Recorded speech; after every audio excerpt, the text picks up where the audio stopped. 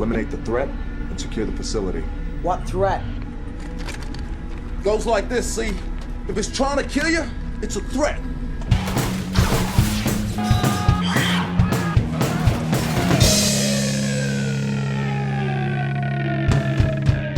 Hello and welcome to this episode of Every Movie is Awesome. I am Kyle, and today we're going to be talking about Doom. Big-ass space marines fighting big-ass monsters with big-ass guns. Oh, what is not to love? It's a Universal Studios production with a $60 million budget and grossed $28 million. With a 105-minute runtime, it was first released October 21st, 2005. From director Andrei Barkowak, previously of Romeo Must Die, Cradle to Grave, and Exit Wounds. Its writers are Dave Callahan, who had only previously done a film reel, so this is his feature film debut. Also, Wesley Stick, previously of Cape Fear, Wolf, and The Saint. Now our actors are Karl Urban, who plays our main hero, Reaper. He's previously of The Lord of the Rings: The Two Towers, Bourne Supremacy, and The Chronicles of Riddick. And Dwayne "The Rock" Johnson, who plays Sarge, previously of Scorpion King, The Rundown, and Walking Tall. Spoiler alert, if you have yet to see this film, I recommend that you go do so and then come back and finish the rest of this video. Now this story is about a group of space marines that are sent to Mars to retrieve scientific research data. But they are fighting for their lives when they find out that the research being conducted is genetic enhancement. The inciting incident is actually the opening scene where scientists are running from something deadly, and many of them are caught. However, Dr. Carmack manages to send out an SOS. The call to action comes when the members of the Rapid Response Tactical Squad think that they are going to get a much-needed break. However, Sarge comes in and tells them that they are going in on yet another mission. Listen up, man. Leave is canceled.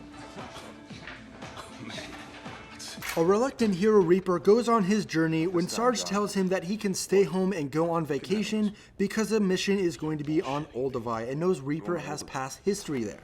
But knowing he must face his past, Reaper decides to go.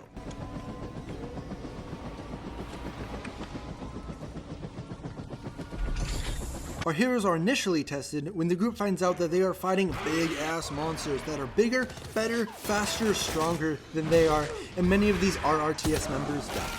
The twist comes when the background on the monsters reveals them as genetic enhancing experiments, and that it is contagious. Son of a... In committing to the conclusion, Samantha injects Reaper with this genetic enhancing serum in hopes that he gets strong enough to defeat the monsters. In preparation for this, Reaper goes on a monster-killing rampage from the first-person angle. This is where Reaper claims the role of Doom Guy. The climax comes when Sarge and Reaper have an ultimate showdown, which is both a battle of fists and ideologies. Faithful to the core. The resolution is that Reaper blows up Sarge. Like the kid said, go to hell.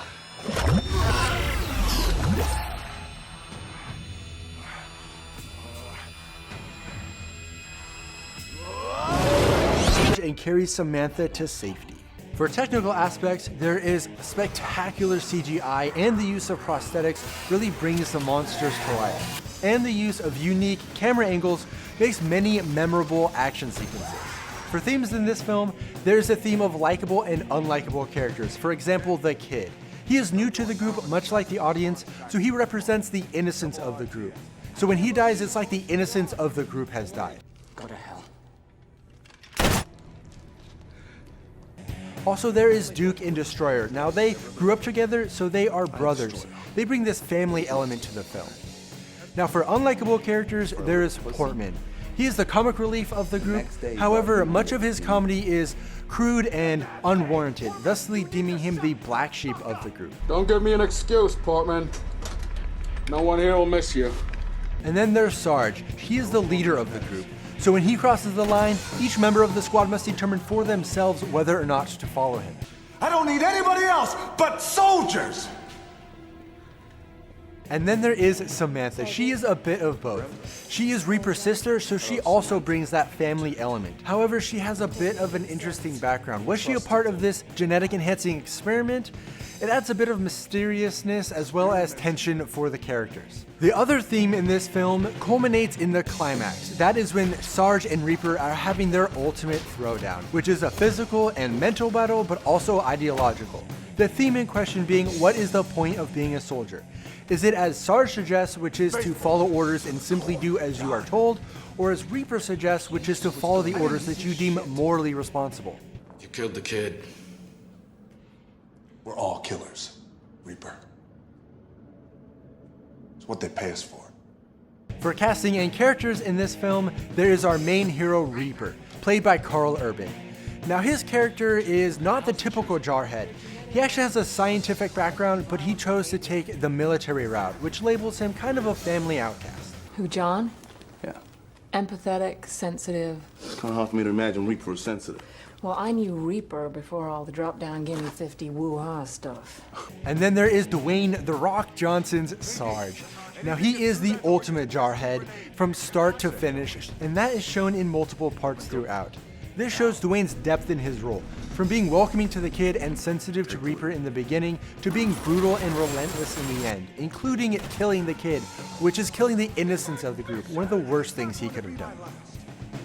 And lastly, there is Razak Adadi's Duke and Rosamund Pike's Samantha. They have a little bit of a flirtatious thing between them. In the middle of this space battle, it is nice to see some sort of light-hearted humanity. Little rusty, huh? Oh, lady, you have no idea. Right now, having sex with me is practically a civic duty. Ugh. I need a power bone saw. A power bone saw?